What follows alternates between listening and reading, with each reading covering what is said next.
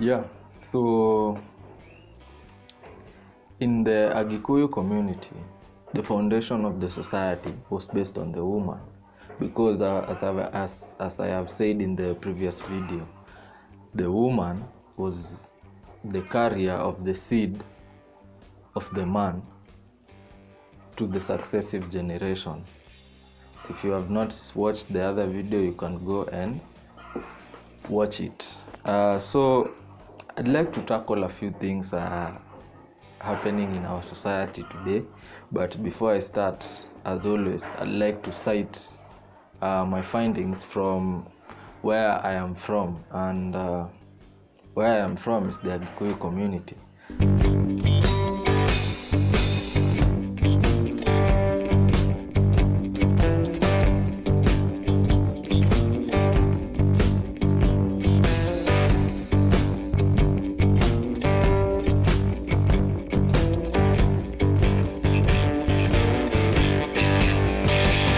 So you find that in the Agikuyu community, every clan is named after a woman, as like Anjiro, Aboi, and so forth.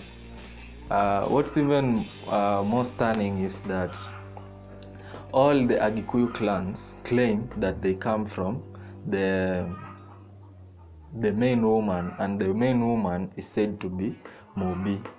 So Mobi is the foundation of the whole Agikuyu community, and the daughters of Mobi are said to be the foundation of each clan.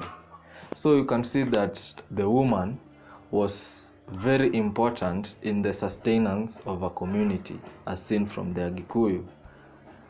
So this is to say that if the nurturing of the woman is not present in the community, then the community will surely fall. Because as we understand the dynamic of the Agikuyu, the man was to create the rules or the laws of the land, and the woman was to ensure that these laws were followed, or to ensure that the society that the man has created has been nurtured to succession. So what happened in the Agikuyu communities, if a woman was promiscuous, this woman will bring great shame to the father, because it was the responsibility of the father to ensure that their daughter is well protected and their daughter has everything and lacks nothing. So if the woman was promiscuous in the Agikuyu community, this woman there will be consequences to this woman, such as she will be married as a second wife, or be married to an older man, and maybe assume this older man has a few wives, so that she lives a miserable life. Or the woman will continuously be shamed by the other women in the society that she was not able to hold on to her virtues. So the Agikuyu also follow particular protocols. If we go to the past days, the Agikuyu followed particular protocols, such as when a man is interested in a woman, it is very important for this man to go and see the parents of the parents of the woman that he is interested in. This way they can create doing this creates an opportunity to have a conversation and an agreement as to how they will continue up with what they wanted to do. Maybe it was to create a family, or maybe to get a second wife. So they sat down, they agreed, and it was a very lengthy agreement, because in the Agikuyu communities, once you are interested in a girl, you don't just go into the girl and come out however you want. It's a lifetime that you are deciding you want to create a tie from this clan to that clan.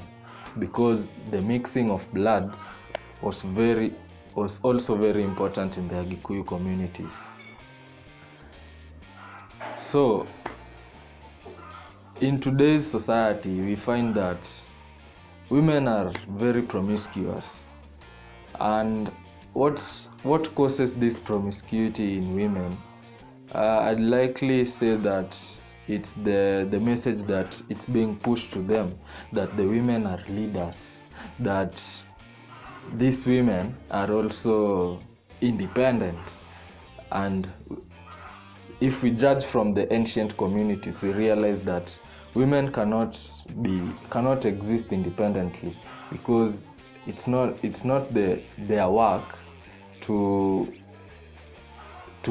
create a community, but it's their work to sustain the community. So this message that most feminist women are pushing to our younger girls is that they are independent, they should go have their own way, and this leads to the women doing a lot of things, speaking from experiences in campus. So you find that the women that are in campus,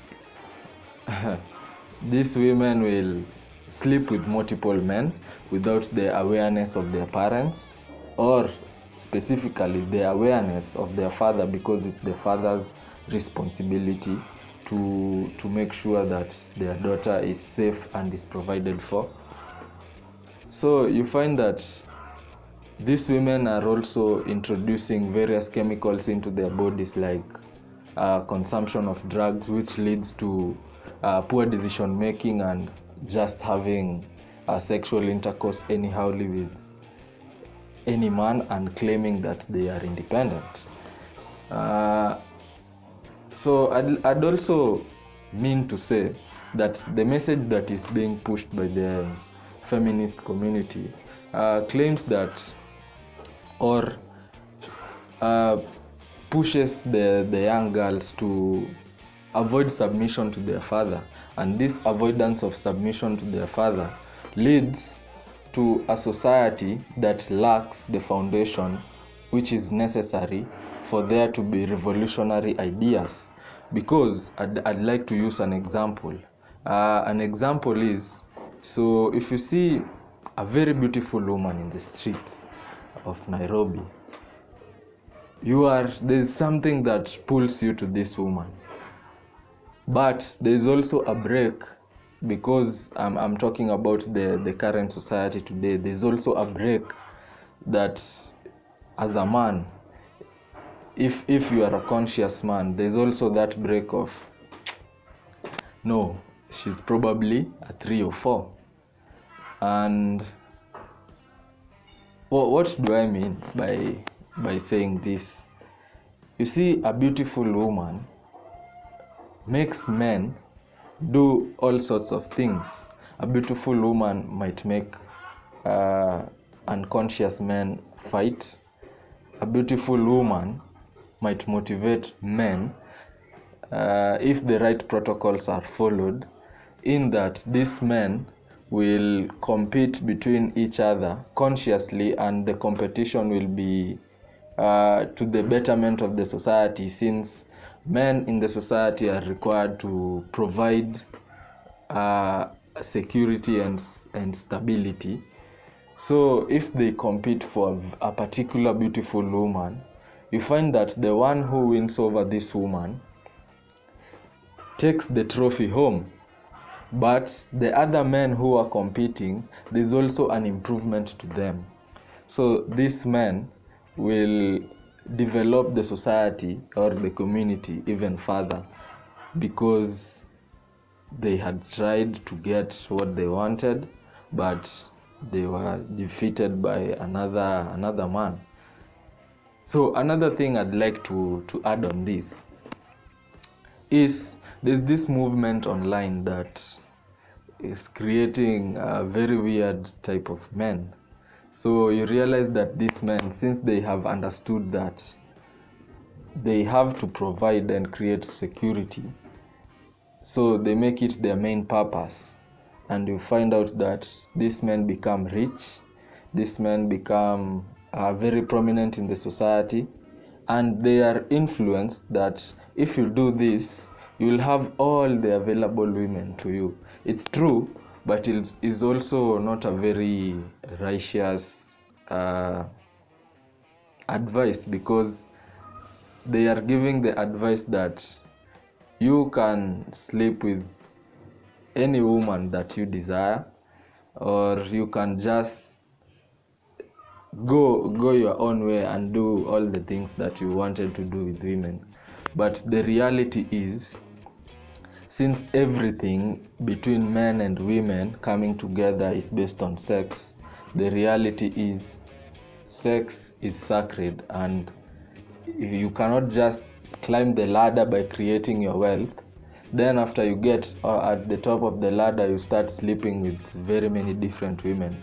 This will lead to the interference of your spirit, or the interference of your spirit will lead you astray from your purpose, and hence you will come back down the ladder. Hence the saying, after you are at the top, the only way to go is down. Yeah, so these are my views. I don't have nothing much to say today, but just sharing my opinions. Yeah, feel free to like, subscribe, and comment your ideas.